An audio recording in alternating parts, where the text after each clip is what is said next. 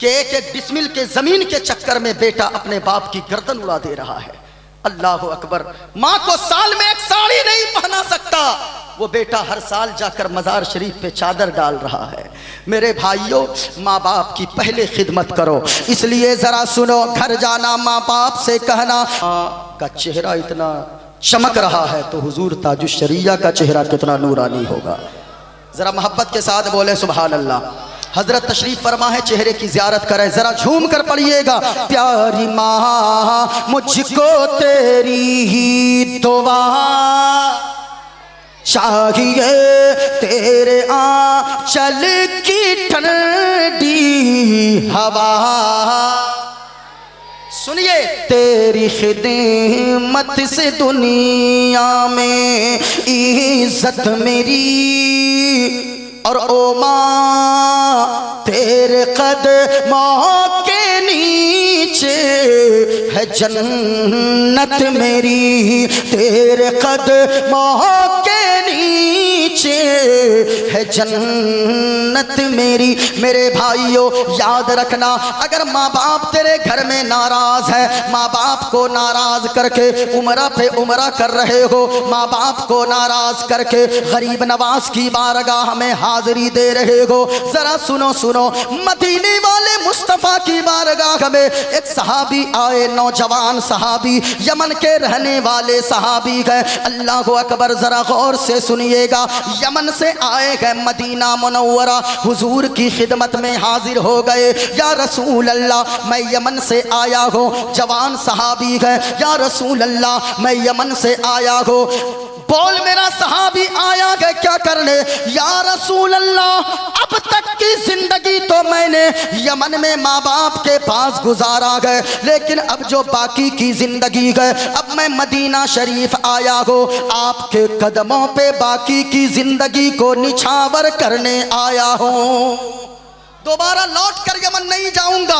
अब जरा सुने, हुजूर ने ये नहीं फरमाया अच्छा किया तू आ गया, सिपह सालारी मिल जाएगी, हमारे सहाबा में तू फौज में दाखिल हो जाएगा। जरा गौर से सुनिए, मदीने वाले मुस्तफ़ा ने फरमाया, ओ मेरा सहाबी जरा ये बताओ, क्या तेरे माँ बाप जिंदा गए? हाँ या रसूल अल्लाह, मेरे माँ बाप हयात से गए। ओ सहाबी, क्या ये बात तू अपने माँ बाप को बता के आया गए कि दोबारा उनके पास तू पलट के कभी नहीं जाएगा, हमेशा मदीना ही में रहेगा?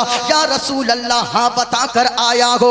ए मेरे सहाबी, ये बताओ, जब तू बता कर आया अपने माँ बाप को, ये बता कर निकलने लगा, तेरे माँ बाप की हालत क्या थी? तेरे माँ बाप की दिल की कैफियत क्या थी? या रसूल अल्लाह, मेरे माँ बाप इतने रोने लगे, इतना रोने लगे, ऐसा लगता था जब भी उनके रोने को, जब भी उनकी आंखों के आंसू को याद करता हो, मेरा दिल तड़पने लगता है। माँ बाप के आंखों के आंसू बड़े याद आते गए। हुजूर ने फरमाया, ये नहीं फरमाया कि अच्छा किया मदीने में आ गया, हुजूर ने फरमाया, इरजी इलैहिमा फाज़हिकहुमा फ़अबकैतहुमा। हुजूर ने फरमाया कि ए मेरा सहाबी, जैसे माँ बाप को रुला कर आया है, वापस चला जा, माँ बाप के आंखों से आंसू को दूर कर देना, माँ बाप के चेहरे पे मुस्कुराहट ला देना, माँ बाप तेरे यमन में राजी रहेंगे, मदीने वाले मुस्तफ़ा तुझसे मदीने में राजी हो जाएंगे। ये माँ बाप है। लेकिन मेरे भाई, मैं कहना चाहूंगा, आज हालात ये हैं कि एक एक बिस्मिल के जमीन के चक्कर में बेटा अपने बाप की गर्दन उड़ा दे रहा है। अल्लाह अकबर। माँ को साल में एक साड़ी नहीं पहना सकता, वो बेटा हर साल जाकर मज़ार शरीफ पे चादर डाल रहा है।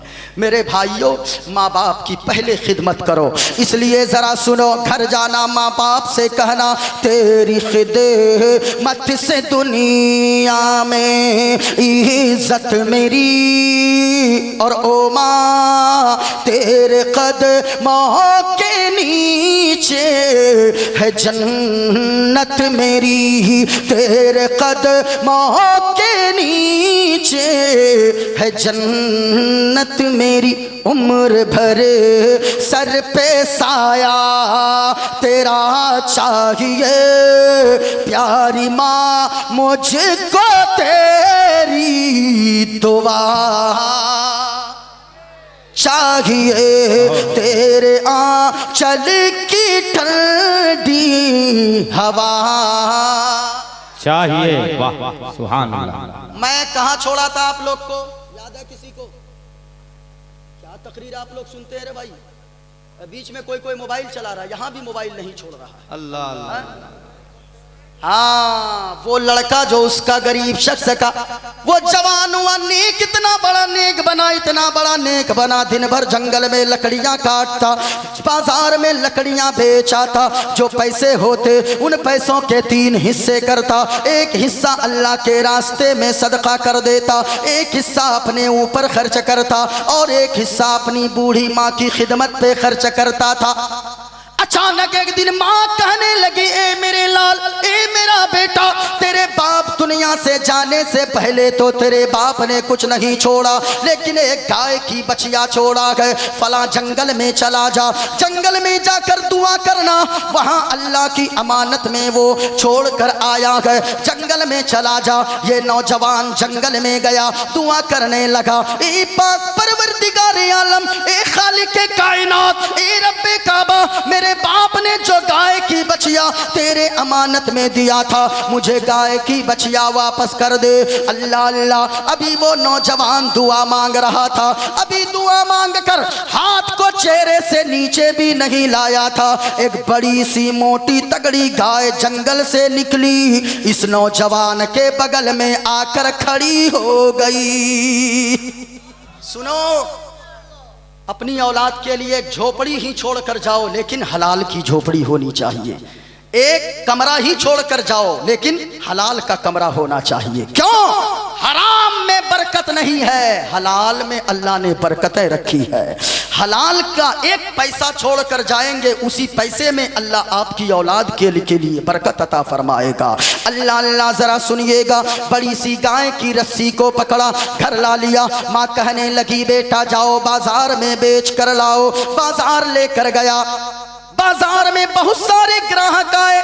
माँ ने कहा था, बेटा बेचेगा गाय तो सही, लेकिन मुझसे पहले वह आकर मशवरा जरूर कर लेना। एक ग्राहक आया, कहने लगा गाय बेचेगा? कहा कि हाँ बेचूंगा। मसलन कहा कितने में बेचेगा? कहा 50 दिरहम में बेचूंगा। कहा कि ठीक है 50 दिरहम ले लो, हमें गाय दे दो। कहा ऐसे नहीं दूंगा, अभी थोड़ी देर रुकिए, मैंने जो अपनी माँ से वादा किया है, मैं अपनी माँ से किए हुए वादे को नहीं तोड़ सकता। बाबू ज्यादा ले लो, 100 दिरहम ले लो, लेकिन माँ से मशवरा मत करो। कहा 100 नहीं, 1000 दिरहम भी अगर आप मुझे दोगे तो भी मैं अपनी माँ से किए हुए वादा को नहीं तोड़ सकता। माँ से मशवरा किए बगैर नहीं गाय बेच सकता। घर गया, कहा माँ एक ग्राहक आया है, कह रहा है इतना नहीं इतना ले लो, लेकिन माँ से मशवरा मत करो। कहा कि बेटा वो कोई आम आदमी नहीं बल्कि अल्लाह का फरिश्ता मालूम होता है। अरे जाओ जाओ, उन्हीं से जाकर पूछो गाय कितने की बेचे। बाजार फिर गया, कहा आप ही बता दें कितने की बेचे। कहा अभी मत बेच नौजवान, घर लेकर चला जा, कुछ लोग आएंगे, जितनी कीमत तू इस गाय की मांगेगा वो मुंह मांगी कीमत देकर ये गाय तुझसे जरूर लेकर जाएंगे। घर आ गया, बांध दिया, खूंटे से बांधा। उसी जमाने में एक बड़े बिजनेसमैन का किसी ने मर्डर कर दिया, कातिल का पता ही नहीं चल रहा था। सारे लोग हजरत मूसा अलैहिस्सलाम की बारगाह में आए, आप तो अल्लाह के कलीम है, आप बताइए कि उस बिजनेसमैन को का मर्डर किसने किया है। मूसा अलैहिस्सलाम ने फरमाया एक गाय खरीदो, उसके दुम को काट के मारो लाश पे, लाश खुद बताएगी कि उसे कत्ल करने वाला कौन है। लेकिन लोगों ने अपने ऊपर मशक्कतें ले ली, कहा गाय कैसी होनी चाहिए, कितनी ऊंची ऊंची होनी चाहिए, किस कलर की होनी चाहिए, सींग कितनी बड़ी होनी चाहिए, दुम कितनी बड़ी होनी चाहिए। जब सारे क्वालिटीज हजरत मूसा अलैहिस्सलाम ने बयान फरमा दिया, इलाके में ऐसी गाय तलाश करता रहा, कहीं ऐसी गाय ना मिली। उसी नौजवान के पास आकर मुकम्मल उसी तरह की गाय मिली। कहा बेचेगा? सुनिए, माँ बाप अगर नेक हो ना, हलाल की कमाई करता हो, 1 रुपए ही छोड़कर दुनिया से जाए, अल्लाह ताला उसकी औलाद की उस कमाई में बरकतें अता फरमा देता है। सुनिए, कहा बेचेगा? कहाँ बेचूंगा? कहा कितना लेगा? कहा कि इस गाय की चमड़ी के अंदर जितना सोना ठूस ठूस कर भरेगा, मुकम्मल उतना सोना हमें दे दो।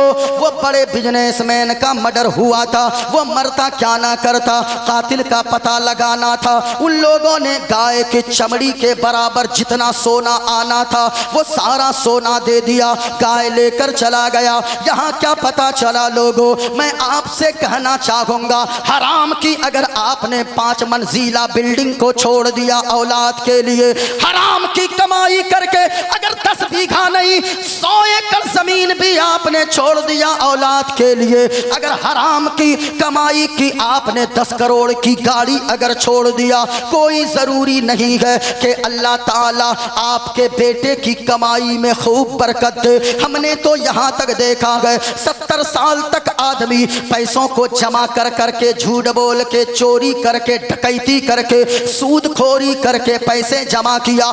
70 साल में जो बाप पैसे और दौलत को जमा करता है, बाप के इंतकाल के बाद 5 साल नहीं गुजरता है, उसका बेटा शराब का आदी होता है, पूरी दौलत को बर्बाद कर देता है, रिहायशी जगह को भी बेच देता है। इसलिए मेरे भाइयों, अगर आप चाहते हैं आपकी औलाद को अल्लाह दुनिया में इज्जतदार भी बना दे, मालदार भी बना दे, तो सुनो सुनो, हराम की कमाई मत छोड़ो, हलाल की एक झोपड़ी ही छोड़कर चले जाना, हलाल की एक गाय ही छोड़कर चले जाना, हलाल की एक साइकिल ही छोड़कर चला जाना। उसी साइकिल में, उसी झोपड़ी में, उसी गाय में, उसी गाड़ी में अल्लाह इतनी बरकत देगा, इतनी बरकत देगा कि अल्लाह ताला आपकी औलाद को दुनिया में मालदार भी बना देगा, इंशाअल्लाह जन्नत का हकदार भी बना देगा। हलाल में बरकत है, हराम में बरकत नहीं है। अल्लाह के नबी फरमाते हैं, इत्तकिल महारिम तकुन अबदन नास, हराम से बच जाओ, अल्लाह ताला का प्यारा बंदा बन जाओगे। दूसरा सुने, हुजूर ने 5 बातें। दूसरी बात, हुजूर ने फरमाया, वइन तरदा बिमा कसम अल्लाहु लक तकुन अगनन नास। हुजूर ने फरमाया है, अल्लाह ने जितना दिया है, ये सुनने की बात है, सारी बातें ही सुनने की लायक है, लेकिन इस बात को जरा तवज्जो से सुनिएगा। आका करीम ने फरमाया है, वइन तरदा बिमा कसम अल्लाहु लक तकुन अगनन नास, अल्लाह ने जितना दिया है उसी पे राजी हो जाओ, अल्लाह ताला तुम्हें मालदार बना देगा। अल्लाह ने जितना दिया है, लेकिन हजरत आज हालात ये हैं, अल्लाह ने जो दिया है उस पे अल्लाह का शुक्र अदा नहीं करते हैं लोग। जो चीज़ नहीं है उसके लिए सर का बाल नोचता है, सीना चीरता है, या अल्लाह उसको ये मिल गया, हमको वो नहीं मिला। हालांकि अगर अल्लाह ने बाइक अता फरमाया है तो फिर अल्लाह का शुक्र अदा करो। अगर अल्लाह ने 4 व्हीलर दिया है, अल्लाह का शुक्र अदा करो। अगर अल्लाह ने हाथ को सलामत रखा है, अल्लाह का शुक्र अदा करो। हॉस्पिटल में कितने लोग मिल जाएंगे जिनके दोनों हाथ कटे हुए हैं, ट्रेन पे कितने लोग मिल जाएंगे जिनके पास दोनों हाथ नहीं गए, दोनों पांव नहीं गए। अल्लाह ने पांव को भी सलामत रखा गए, अल्लाह ने हाथ को भी सलामत रखा गए। कितने लोग ऐसे गए जिसके मुंह में अल्लाह ने जबान तो दिया गए लेकिन बोलने की ताकत नहीं अता फरमाया गए। लेकिन हम और आप कितने खुश नसीब है, अल्लाह ने हाथ को भी सलामत रखा गए, पांव को भी सलामत रखा गए, जबान को भी सलामत रखा गए।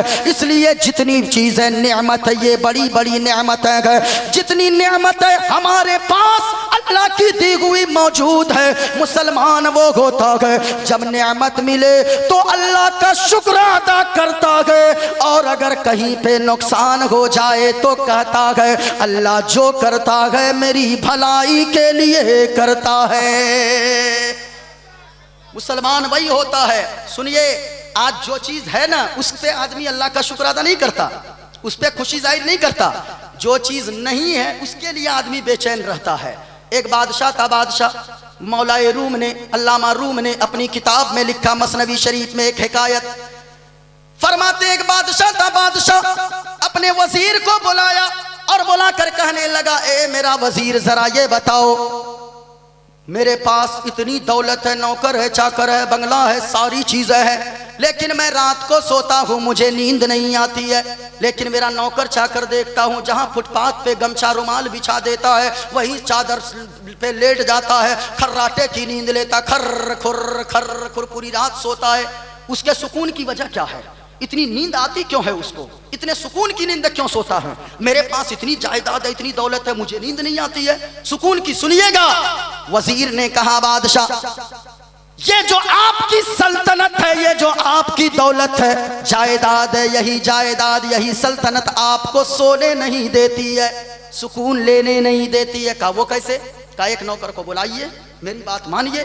बुलाया एक गेटमैन को, जो दरबान जिसे कहते हैं, गेट की रखवाली करने वाला, उसे बुलाया। कहा इधर आओ, इधर आओ। कहा बादशाह मेरी बात मानिए, इस नौकर को, इस गेटमैन को 100 दिरहम यानी 100 चांदी का सिक्का इसको आज दे दीजिए, ऐसे ही खुशी में, इनाम में।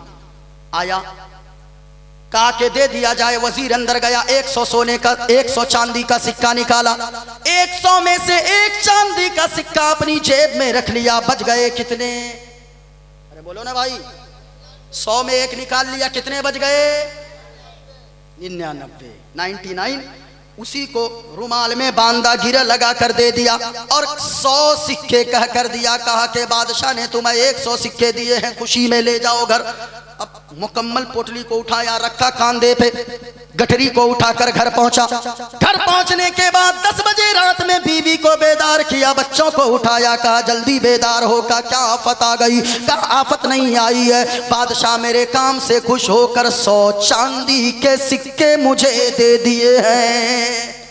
अब वो गिनती करने बैठा, गिरा खोला, वो गिठरी का गिरा खोला, 1 2 3 4 5 6 7 8 9 10 20 30 40 50 60 70 80 99 तक पहुंचा, सिक्का खत्म।